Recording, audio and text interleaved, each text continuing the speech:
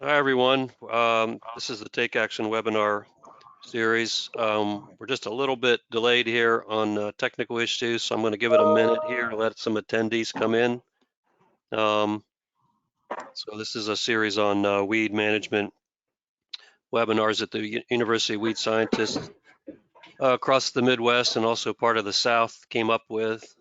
These sessions run from today through March 26th at the same time, and we'll be sending out a link every week via various mechanisms to make you aware of that. We basically tapped into expertise from various weed scientists, and we have two presenters per week, each about 15 to 20 minutes, and then we'd encourage you also to submit questions if you have questions. These will be recorded so that at the end of the session, within a day or two, they should be on the Take Action website, and you'll be able to access those, and certainly feel free to share the links and the information and the link to that website with others who might benefit from that.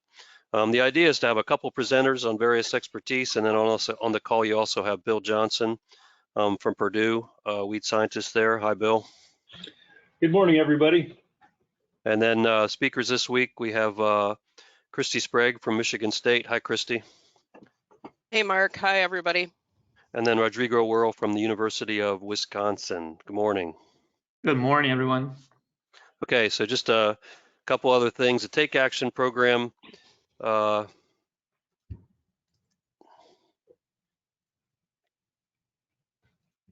can't advance that slide. Take Action program is a farmer-focused education platform designed to help farmers and their advisors manage herbicide, fungicide, and insect resistance. The goal is to encourage the adoption of management practices that lessen the impact of resistant pests and preserve current and future crop protection technology. The Take Action webinar series aims to bring you the latest information and research on various topics related to, in this case, herbicide resistance and other herbicide issues and weed management issues. For more information, you can always visit the Take Action website at www.iwilltakeaction.com. Our first presenter is Christie Sprague. Dr. Christie Sprague is a weed science extension specialist and professor in the Department of Plant, Soil, and Microbial Sciences at Michigan State University. Christy provides leadership and expertise working to educate on management strategies for emerging problematic weeds in soybeans, small grains, and other crops.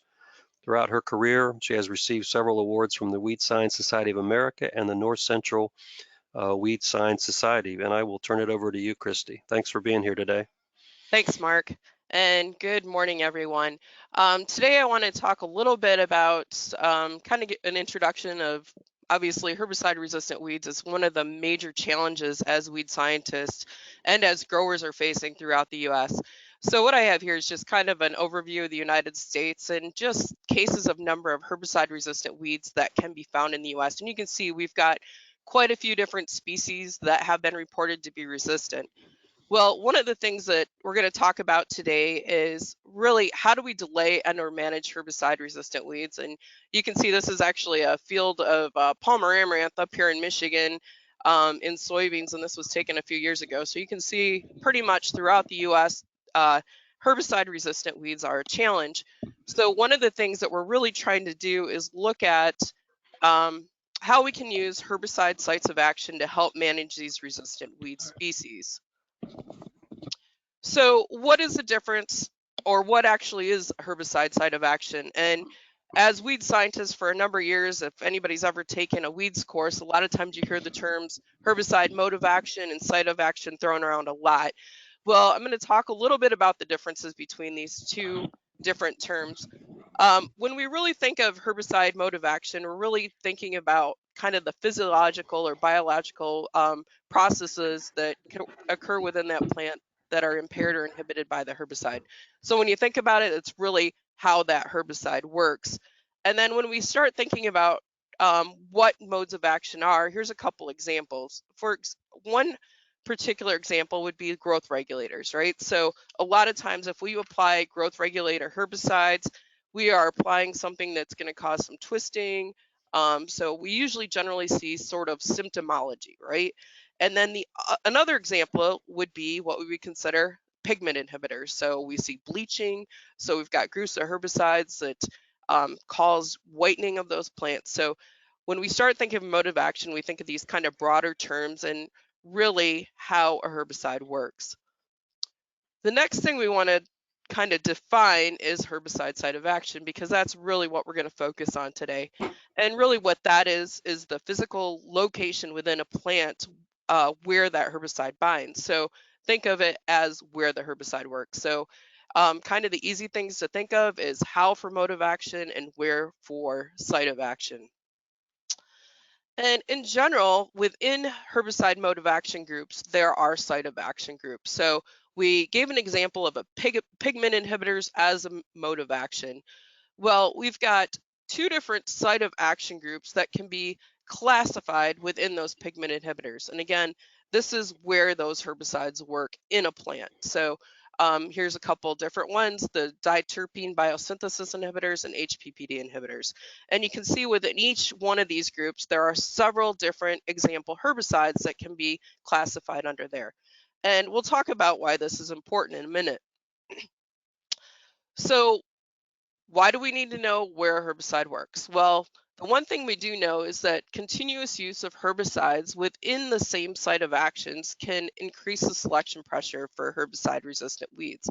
So for example, if we have one weed that's resistant, kind of depicted by this picture here, the blue weed, and then that produces seed that we have a few more herbicide resistant weeds, and eventually that whole field is going to have herbicide resistance.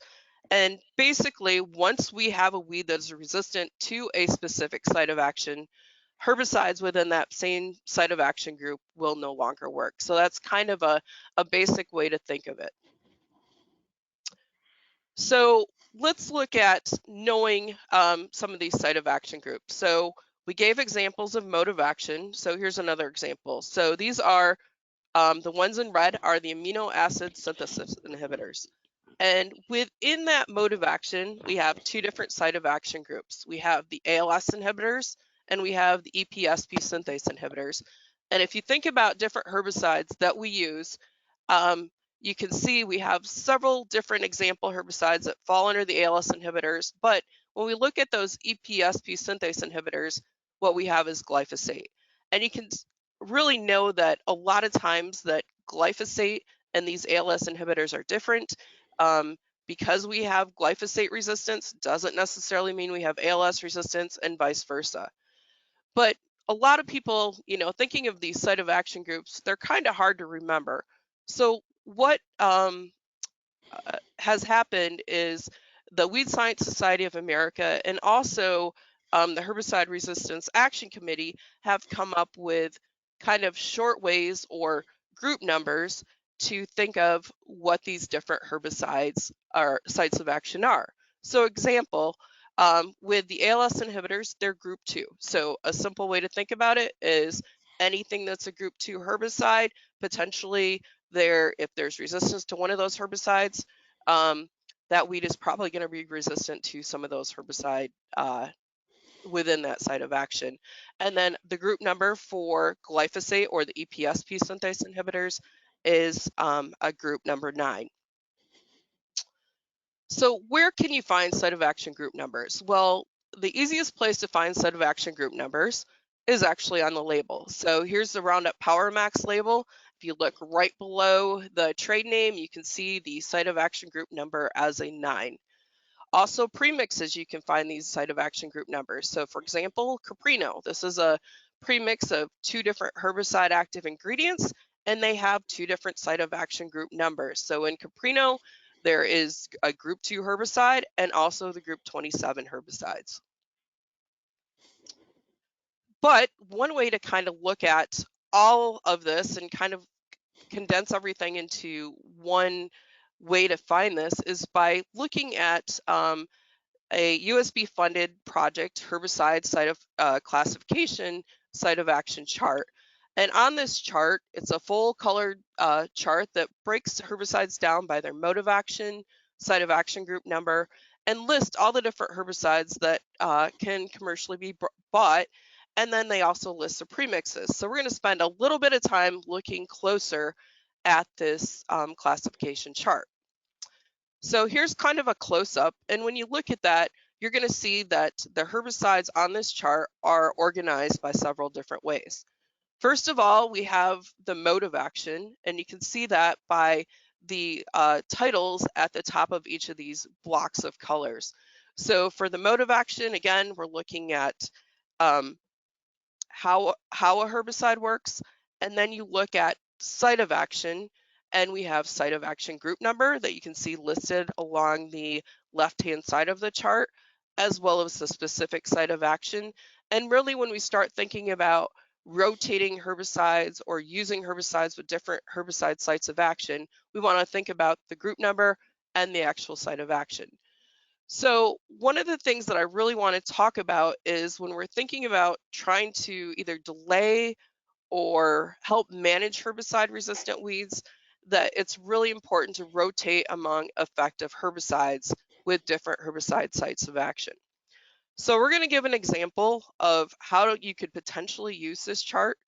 So the example we're going to talk about is giant foxtail. So giant foxtail is probably one of those weeds that's not resistant to a lot of different species, and we do know that herbicides that are in the group 1, things like Select Max or clethodim, are very effective in controlling giant ragweed. But for example, if we had group 1 resistant giant ragweed, we might move down to the ALS inhibitors to control this, giant foxtail. We may move down to the group 2 herbicides to control this weed. And we can see a product like nicosulfuron or Accent that would have good activity on giant foxtail. But if we look at another herbicide within that group, for example, Permit or halosulfuron, that doesn't have grass activity. So we really need to be thinking about what herbicides are specific to controlling weeds, as well as different herbicide site of action groups. The other thing I want to mention about this table is that there are most of the premixes that are available for use in corn, soybean, wheat, also cotton are listed on here. And each one of these premixes will contain the active ingredients, the specific trade names of the components, as well as the site of action group number that is specified by the different colors that would match up. So for example, in wheat, we have affinity broadspec. We can see that we have 2 group 2 herbicides. You can see by the bright colors red. If we had an ALS resistant weed or a group 2 resistant weed, that herbicide would no longer work. So we might look for another herbicide that could be used in wheat. So for example, Husky. And you can see we have 2 very distinct different site of action group numbers. We have a blue group 27 and a purple group 6. So that might be a herbicide that we would rotate to help manage some of the group 2 resistance that we have to something like affinity broadspec. So the key things to remember is that we want to maintain great diversity with herbicide sites of action, and also to rotate among effective herbicide site of action groups. So we're going to look at another example. So glyphosate resistant horseweed or mare's tail in soybeans is a huge problem across the United States. A lot of our glyphosate resistant mare's tail or horseweed issues are also, or populations are also resistant to the ALS herbicides. So we're looking at a group 2 herbicide resistance as well as a group 9 herbicide resistance. So how might we use this to actually, that information along with our site of action chart to manage this weed? So what we're going to do is we're going to look at an example. So we have 2 different herbicide programs. So first off, we're going to look at how many different site of action groups are within each program. So we can look at program 1 and look at Roundup, Power Max, or glyphosate plus 2,4-D as our burn down. And then if we were following that up with something like Roundup, Power Max plus First Rate. So we can look at this particular program and see that there are 3 different herbicide active ingredients, and in fact, all three of these herbicides belong to different herbicide site of action groups. Now, if we look at program 2, we will see that we have some of the same burn down, but we've also included a pre-emergence herbicide of Valor XLT, which would give us some residual control. That has 2 herbicide different active ingredients in it. It has chloromuron and flumioxazin, which belong to 2 different herbicide site of action groups. And then also we're in a Liberty Link soybean, or a soybean that glufosinate can be applied to, and we would have another herbicide site of action group. So as we count these up, we would see that program number 1 would have 3 different herbicide site of action groups. We would see that we have the group 9s, group 4, and a group 2. If we look at program number 2, we have 5 different site of action groups. But the one thing we want to remember is we're trying to manage mare's tail that has group 2 and group 9 resistance. So if we look at that, how many of these are going to be effective site of action groups within each program? So if we look at program number 1, remember we have group 2 and group 9 resistance, we would only have 1 effective site of action group. And if we're looking at program number 2, we would have 3, because we would have 240 that would be effective, we would have flumioxazin that would be effective, and we would have the Liberty that would be effective. So if you're trying to manage something like herbicide-resistant mare's tail, which program's going to look better? Obviously, the one where we have 3 different herbicide site of action groups. So this is kind of the weed control that we would see from program number 1 versus program number 2. So again, the more effective herbicide site of action groups that we're applying, the better off we are. So where can you get the herbicide classification chart? Well, obviously we can go to iwilltakeaction.com, we can place orders, or we can download it, but there's also a site of action lookup tool that can be downloaded and put on your phone or computer. So this app, if you go to iwilltakeaction.com, you can go ahead and download that to your phone. I have it downloaded on my iPhone, and I can quickly open that up, and if I'm trying to figure out what herbicide site of action for or sites of action are for specific herbicide, I can do that. The other thing you can do is there's a herbicide classification booklet that's kind of a larger piece that you can look at besides looking at the poster that basically specifies some of the different herbicides with their sites of action as well as mode of action. So with that, remember you can get a lot of this information from the iwilltakeaction.com website. And in addition to herbicides, there are also fungicides and insecticide classification charts available. Great, thank you, Christy. And yeah, one of the questions was, what was a direct link to the herbicide chart? And you can go to iwilltakeaction.com and you can search for herbicide classification there. And I think you can also order copies of that from there directly, right? Yes. Yeah. And then some of us do stock those. And I don't think I introduced myself at the beginning. I'm Mark Laux at Ohio State. And so some of us do keep copies of that. So you might check with your state extension specialist too to see if they have some of those. But you should be able to get, I think, at least a small quantity. So, okay. Our next speaker is Dr. Rodrigo Werle from the University of Wisconsin. He joined the Wisconsin in January of 2018 as an assistant professor and extension cropping systems weed scientist.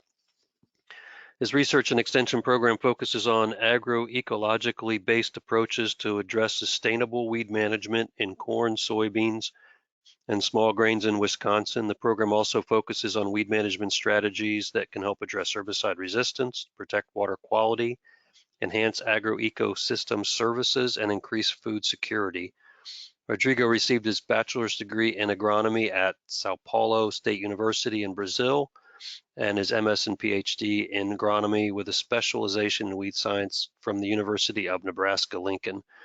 Prior to joining Wisconsin, Rodrigo served for almost 2 years as an assistant professor and cropping systems specialist at the University of Nebraska-Lincoln West Central Research and Extension Center. Welcome, Rodrigo, and I will turn it over to you.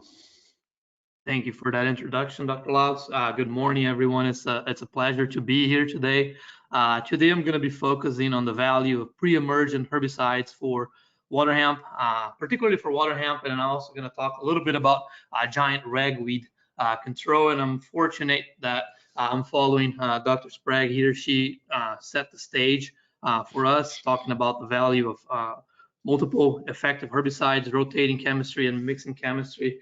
So that's valuable information as I go into my talk here. Before I start, I just want to acknowledge our research program. This is May right here, if you're wondering who's talking to you right now. So I'm very thankful to our lab for the great work that they do. And I'm also thankful to our sponsors, including the United Soybean Board.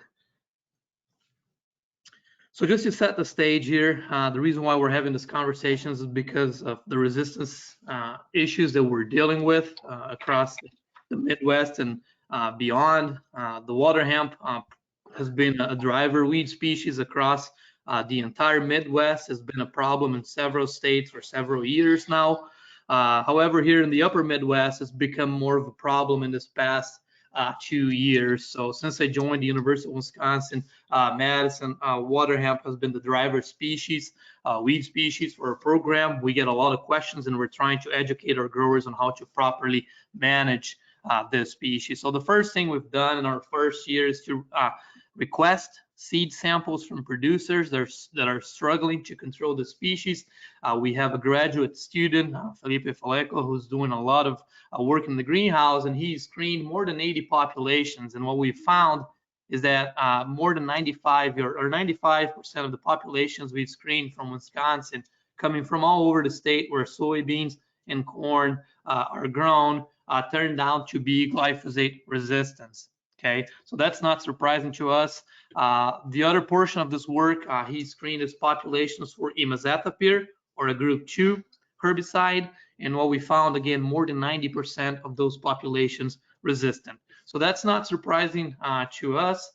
We know that glyphosate and ALS resistance is widely spread in Waterhemp populations. What's surprising to me is that I've learned recently that most producers are aware of glyphosate resistance, but they're not fully aware of ALS resistance. So it's important to convey the message that ALS resistance, or group 2 resistance, is also quite common in Waterhemp populations across the Midwest. The last portion of information that I want to share here from our surveys are atrazine screening. We've done some work at Nebraska that I'm going to present in a minute, and some other colleagues in other states have also screened. And atrazine resistance is quite widespread around the Midwest, but not as much in Wisconsin. And one of the main reasons why atrazine resistance, and as you can see here, less than 10% of our populations were confirmed resistance, is because of all the restrictions that we have. There are several areas where the product can't be used or where the rates are limited. So those restrictions have helped us to postpone or not to have this widespread occurrence of atrazine resistance. So this is, where most of our producers find themselves right now. We have this resistance problem, particularly in soybeans. Post-emergence options are very limited.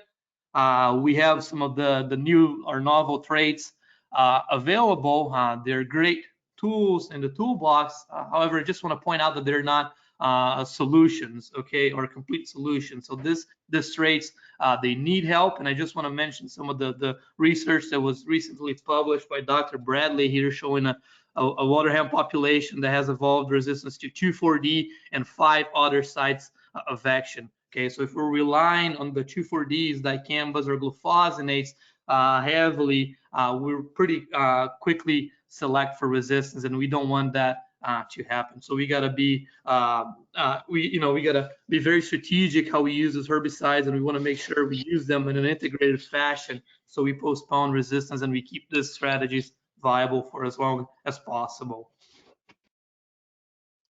So this is a question that we usually get from producers going back to the sites of action. PPO resistance or group 14 resistance in Waterhemp populations is quite widespread. And then a question that we get from producers is, if I have PPO resistance or a Waterhemp population that's PPO resistant, does that mean that PPO herbicides are no longer effective in my operation? And my answer to that is usually depends. And today I'm going to use some work that was recently published by Dr. Tranel's lab at the University of Illinois. Okay, and I just want to point out one thing here is that the slides, we're losing the bottom part of the slides here, so you don't have the full citation, but we're going to make sure we make that available later on. But what this work, the way they conducted this work, they had Preemergent and they had Waterhemp. They had a resistant Preemergent and they had a susceptible Preemergent, and then they did the same with the Waterhemp, resistant Waterhemp and a susceptible Waterhemp to PPO inhibitors, and they sprayed them with two post herbicides. One is Cobra and the other one is Flexstar. They're both group 14 herbicides. And what they found, the main take home from this project is that in a post-emergence fashion, PPO herbicides were not effective on Palmer. Palmer seems to be tolerant to PPO chemistry. Okay, and the only effective control they got here was in the Waterhemp susceptible population. So if the Waterhemp was not resistant and if sprayed at the right time, they got effective control. Okay. What's interesting here is now you shift from a PPO application post-emergence into a pre-emergence fashion, and the story is a little different. So here on the right side, we have fomazepine. There's two lines here represent the susceptible Palmer and Waterhemp population, so excellent control with fomazepine. So fomazepine is commonly used in a post-emergence fashion, but it also has soil residual activity. When talking about the two resistant populations there, they did not get quite complete control. However, when they changed from fomazepine to flumioxazine or Valor there, complete control was achieved. Okay, so this is a scenario where you have resistance to group 14. However, if you use the right group 14 herbicide, it's still bringing value to your overall weed control. So using a pre-emergence herbicide from group 14 provided control still from the PPO resistant populations here. Similar work we've conducted at Nebraska. These are populations that were collected by Dr. Greg Kruger's lab. I had a student that did several screenings looking at resistance, again, atrazine, Sancor, or metribuzin. So atrazine and Sancor are group 5. And then we also tested for these populations for resistance to sulfentrazone pre-emergence, or group 14. What we've learned from this study is that, different from Wisconsin, about 73% of the populations from Nebraska that we screened were confirmed resistance to atrazine when atrazine was used post-emergence. Okay. However, when we used atrazine in a pre-emergence fashion, meaning that we sprayed a herbicide before the weeds were established, less than 40% of those populations were classified as resistant. So changing from using a herbicide that has soil residual activity from a post burn down control into a pre-emergent soil residual plan, enhancing the odds of control. The other interesting part of this work here is that we found that no populations were confirmed resistance to metribuzin. Okay, so we have widespread resistance to atrazine, but not metribuzin. They're in the same site of action. Atrazine normally used for corn, metribuzin for soybeans. Here, metribuzin is still having value and being an effective herbicide for Waterhemp control. Okay. So why use a pre-emergence herbicide? There are several benefits. There's costs associated, but I think the benefits, they outweigh the costs. One of the main benefits is that your pre-emergence herbicide program is not dependent on your herbicide tolerance rate. So you can use that effective pre-emergence herbicide program regardless of what rate you're going to be planting. Pre-emergence herbicide, they minimize early season weed competition. I always like to show this slide to producers when I'm talking about the value of pre-emergent herbicides. So here's a picture taken from a plot where no pre-emergence was sprayed. Okay, and this is where an effective pre-emergence herbicide program was sprayed. This picture was taken 25 days after planting the soybeans there, and then I asked them, where would you rather be? And the answer, of course, it's always here. Okay, so we're minimizing competition. This picture was taken in 18. 18 was a very wet season for us, and so was 19. As you can see here, the soil is quite wet. Getting to this field to spray this was a challenge. Those weeds are past the 3 to 4 inch. Okay, so controlling this Waterhemp infestation here would have been really challenging Whereas if you're in a scenario like this, you're buying yourself time to come with a post-emergence program, and you're reducing the number of individuals that need to be controlled post-emergence, significantly reducing the selection pressure on your herbicides. Okay, so herbicide fate in the soil is very complex. Once the pre-emergence herbicide is sprayed, there is a lot happening there. If you would like to learn more, I don't have time to go into details, but Dr. Bob Hartzer from Iowa State University has a nice article describing the fate of pre-emergence herbicides in soil. But what happens once you spray, you want to make sure the herbicides get into the soil profile and gets activated. And for that, you need rainfall. Research has indicated that at least 1/4 of an inch after an application is necessary. And if you have a situation with excessive residue, either in a no-till or in a cover crop scenario, you're going to need a little more rain. So that herbicide needs to get into the soil to be activated. Okay, and once the herbicide is in the soil, you need a decent amount of soil moisture throughout that early season period in your crop, so there's enough herbicide bioavailable or available in the soil solution to be uptaken by the weeds that will be germinating and emerging. Okay, because the drier the soil is, the less bioavailable herbicide you have. The other thing is that pre-emergent herbicides, they're going to fade with time, and you want that to happen to minimize potential carryover into subsequent crops or movement into the soil. So the residual activity is going to go away with time. So that's why selecting the right rate, understanding the properties of your soil, it's important to maximize the use of your pre-emergence herbicide.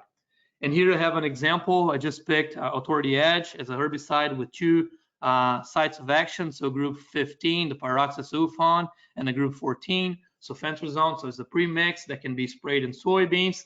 It must be sprayed within 3 days of planting. It contains, again, 2 AIs there.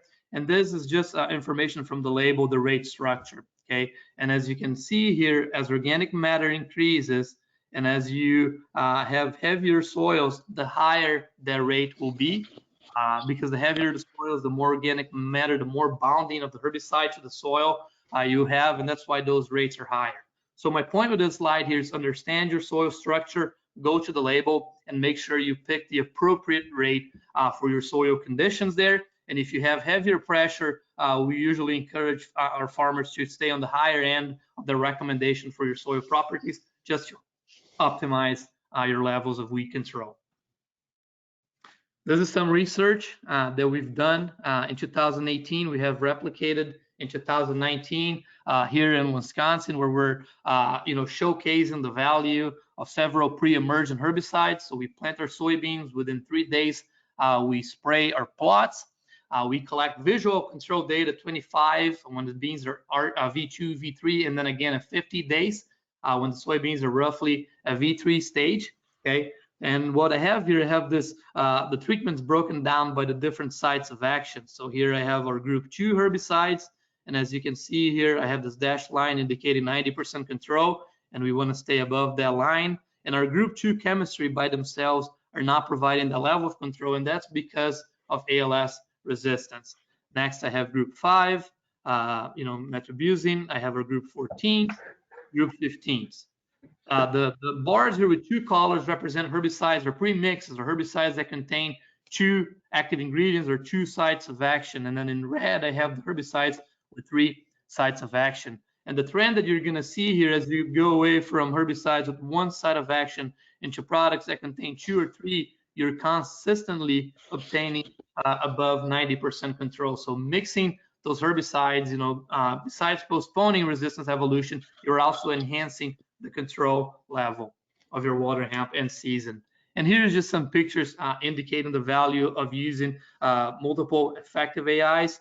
So here we have the untreated control plots 25 days after, pursuit by itself or group 2 not providing effective residual control, sharp in the group 14, roughly 80% control, 20 days, 25 days, and Zidua for group 15, about 90% control. And here's where you combine these 3 products, where you have Pursuit, Sharpen, and Zidua pre-mixed. This is a Residual Pro treatment here, 25 days, nearly 100% control of our weeds. So that's why, again, it's important to use multiple active ingredients combined. Okay, same study that we did, now at a different location, a much heavier Waterhemp pressure. And I want to point out to our group 15s here, one thing that we did for this trial, we picked 4 different group 15 herbicides, and what we did half rate, full rate. So half rate of Warrant, full rate of Warrant, half rate of Dual, full rate of Dual, half of Outlook, full, half of Zidua, full of Zidua. And the trend that you can observe here is that by using the full rate, you increase the level of control. And that goes back to that slide where I showcased the example of the label. Cutting rate is not a good strategy, but because by cutting rate, you're going to reduce your in-season residual control. What we've done with this entire data set, I generated this box plots here, if you would. So I took the entire data I just presented, and I have it summarized here.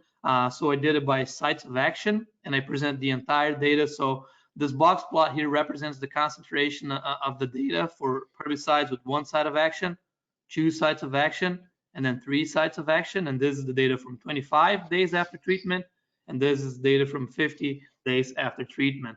And as you can see here, you obtain more consistent results or Waterhemp control when you're using multiple 2 or 3 sites of action as part of your pre-emergence program. As time goes by, the spread of the data increases, indicating that you're losing consistency, particularly with the 1 site of action. However, you still keeping pretty good or decent control with 2 or 3 sites of action there.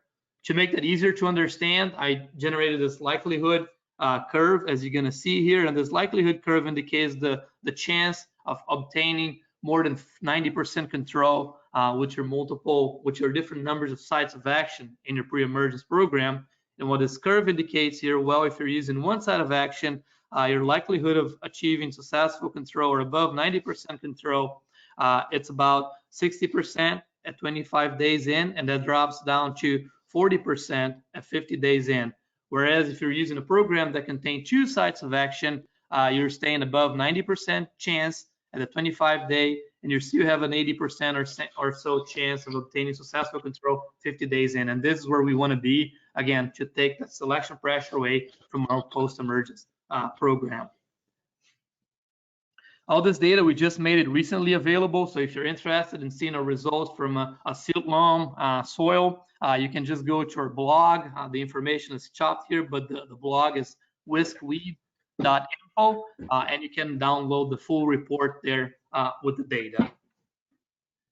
I just want to switch gears, and I want to briefly talk about giant ragweed for the few minutes that I have left here. Residual herbicides, when you pick an effective herbicide program, they work extremely well for Waterhemp. And one of the main reasons there would be related to the seed size. So Waterhemp is a small seeded weed species and a very small and vulnerable seedling when it's getting established. And that's why, effective pre-emergent herbicides tend to work extremely well. Now you look at the size of a giant ragweed seed here. As you can see, the giant ragweed is a much larger seed, and you have a much larger seedling as a result of that.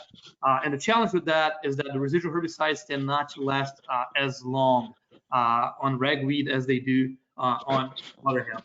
Okay, this is the same trial I just presented, looking at ragweed control. Just talking with Dr. Laux here before starting. Our data here seems to be a little optimistic, and I will agree with his comment.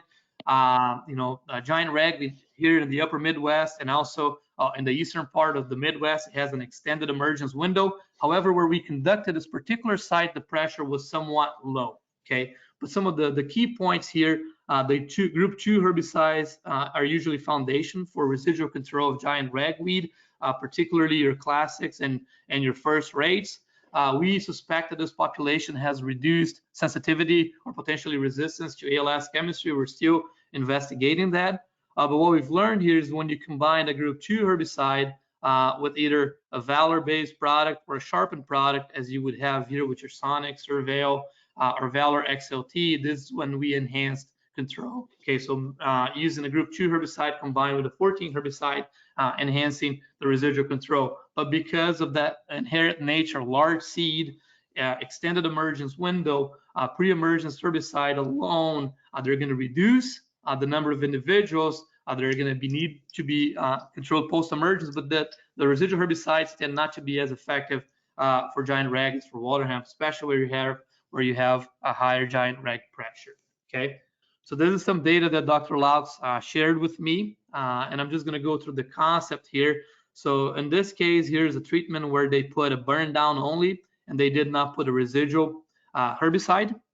Okay, and then at the time of a post-emergence application, what they did, they measured weed height and then they counted the number of plants. So as you can see here, where you don't have a residual program, you have heavy weed density and weeds with various sizes, and you even have some individuals that are above 7 to 9 inches in height. So those individuals become very difficult to control. Whereas where you have a scenario where you've mixed, a group 14 with a group 2 herbicide here, you significantly reduce the number of individuals that will have to be controlled post-emergence, and the size of those individuals of the post-emergence application is still adequate for effective control from your post-emergence herbicide program. Okay, so in summary here, pre-emergent herbicides are foundation for effective weed control when dealing with resistance, particularly Waterhemp. They're of extreme importance.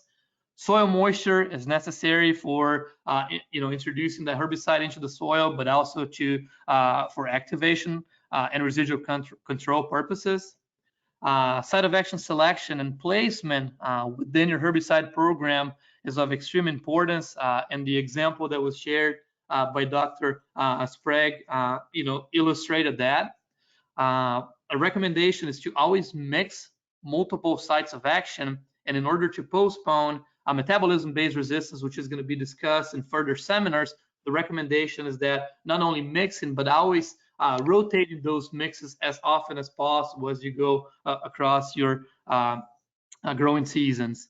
And then whenever possible, take advantage of the multiple integrated weed management strategies that are available. Fighting resistance with herbicides only is not a sustainable strategy. And remember, it's all about not letting them seed. If there are no seeds, there will be no weeds, and there will be no job for me. So that's good for you and bad for me. All right.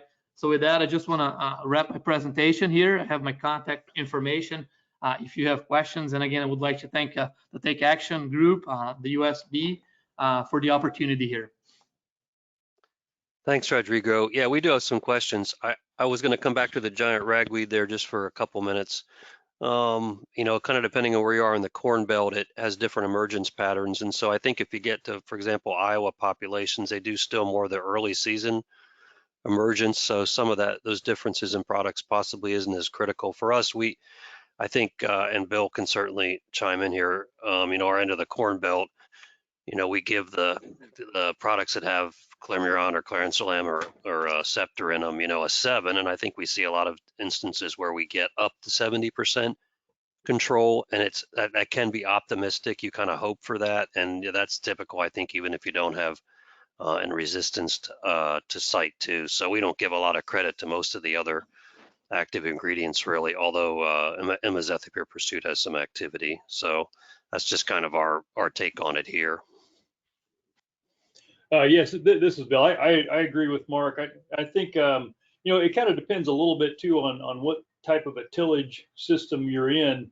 Where we see our worst problems with ragweed tend to be the rotational tillage systems, because you're digging up seed every other year.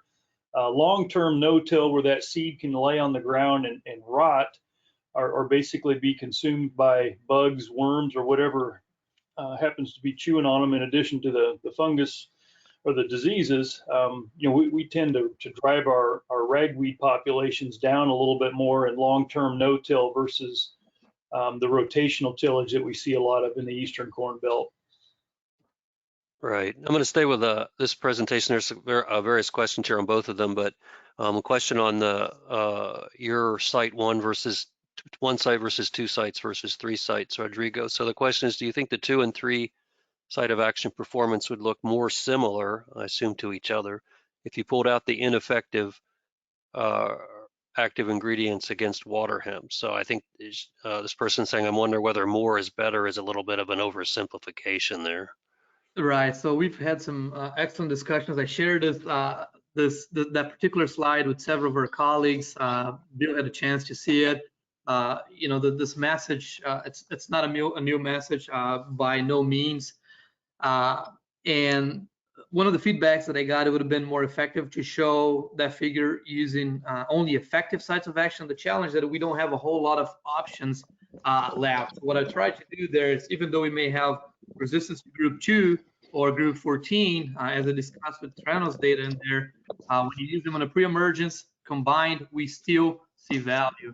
Okay, and that was the point I was trying to convey there. But if a producer can only go on effective, so let's say they don't have a group 14 resistance, if they can mix a 14 with a 5 or a 14 with a 15, that consistency would definitely increase if I were to sort that data.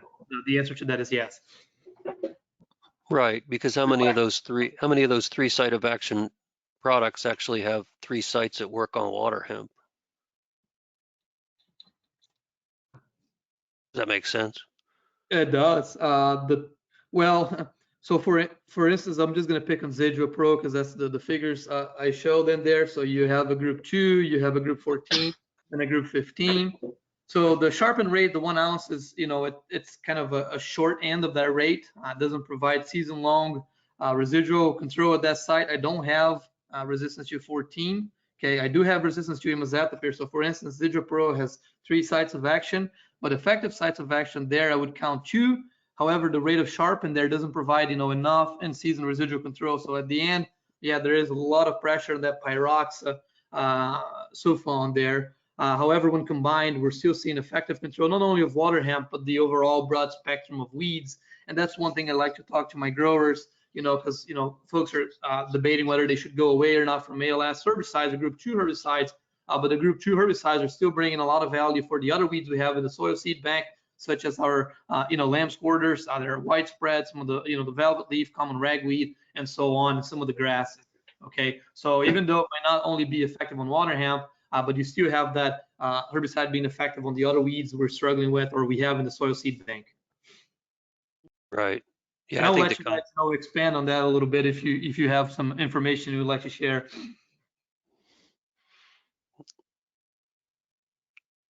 I think we'll move on to another question, if you're okay.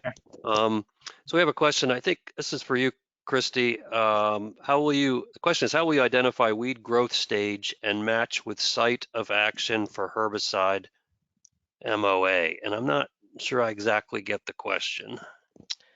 And maybe I won't answer this correctly, but maybe what to kind of think about is the site of action tool is or chart is one tool.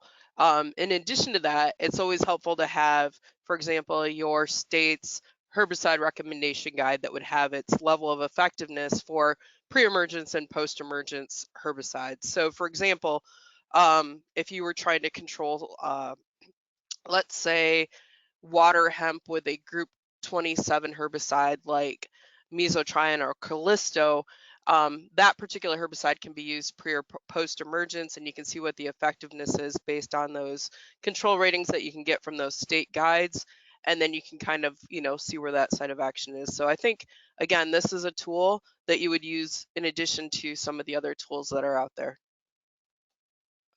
Right. And I think another question along those lines, does herbicide rate or application timing impact the number of effective sites of action that a weed is exposed to? I would say yes, because for example, if you're using a group 15 or something like dual or warrant as a, let's say, a lay-by or post-emergence application, in conjunction with like Liberty post-emergence, the weed that is up would be exposed to the glufosinate, but even though there's another effective site of action there, the one that has already emerged, since it doesn't have warrant or dual, would not have post-emergence activity. The weeds that are coming up later would only be exposed to that site of action. So you could say, wow, I've got 2 herbicide site of action groups. I have a group 10 in glufosinate, and I have a group 15 in something like warrant or dual, but they're really exposing 2 separate weeds because one would be up and exposed and the other one wouldn't have come up. So those are things that really need to be thought about. Right. Still comes back to preventing seed production, I think.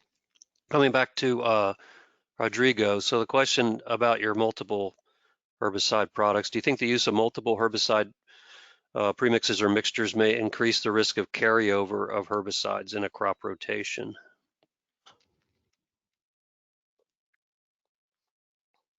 That's a good question. So the short answer would probably be yes, but if that herbicide is being applied according to the label there, at the right time, and you have the growing season where you have enough degree unit accumulation and precipitation, that those conditions are minimized. The one thing is always watch for the pH, and again, that rate structure, because that's going to have a big implication on whether you may increase your odds for carryover potential or not. Right. I think the other consideration there, just to expand a little bit, is as you expand the number of herbicides there, you may start to restrict your rotation to certain crops.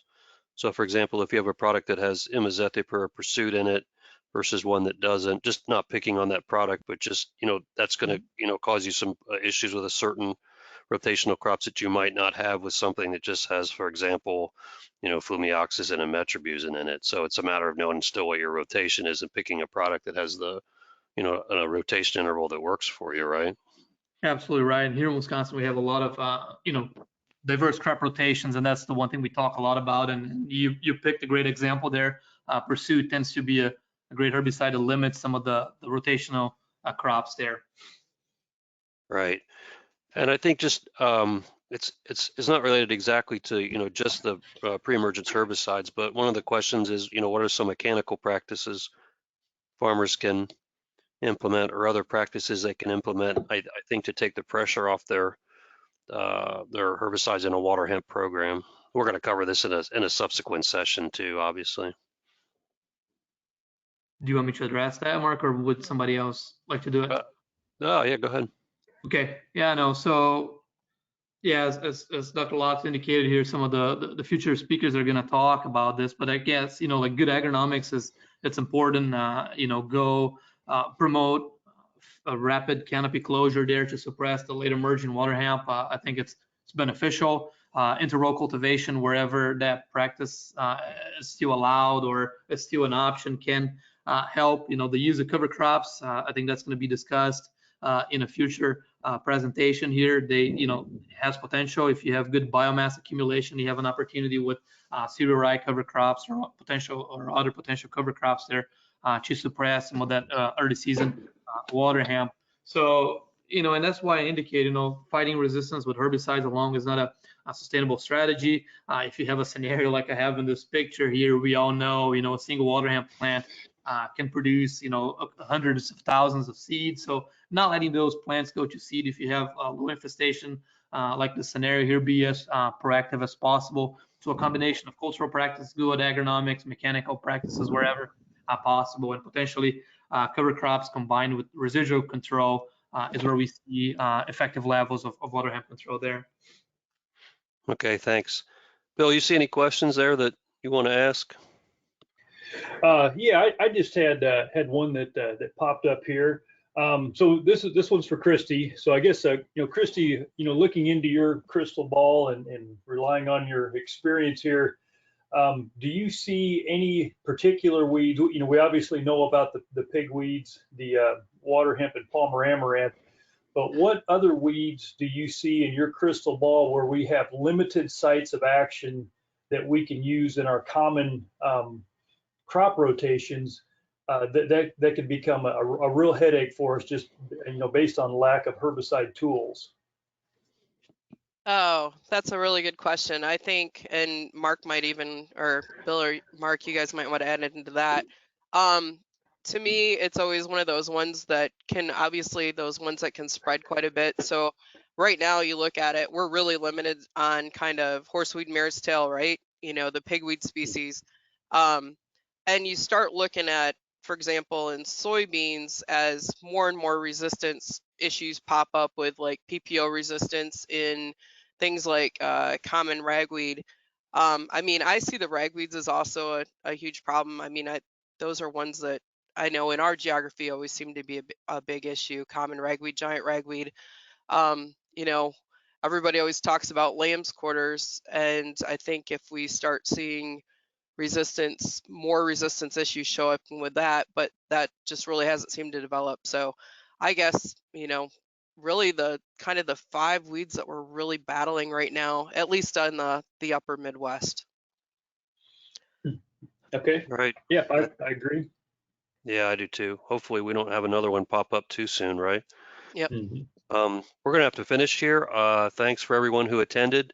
A reminder that we're doing these at the same time every Thursday all the way through the end of March. And I think everyone in the region will try to put out a little bit more comprehensive information on that schedule and what's coming along. Also a reminder that you can go to the Take Action website and view a recording of these webinars and tune in next week when we'll have one with Dr. Aaron Hager at the University of Illinois talking about long-term management of water hemp, and Dr. Travis Legleiter at the University of Kentucky talking about spray deposition factors.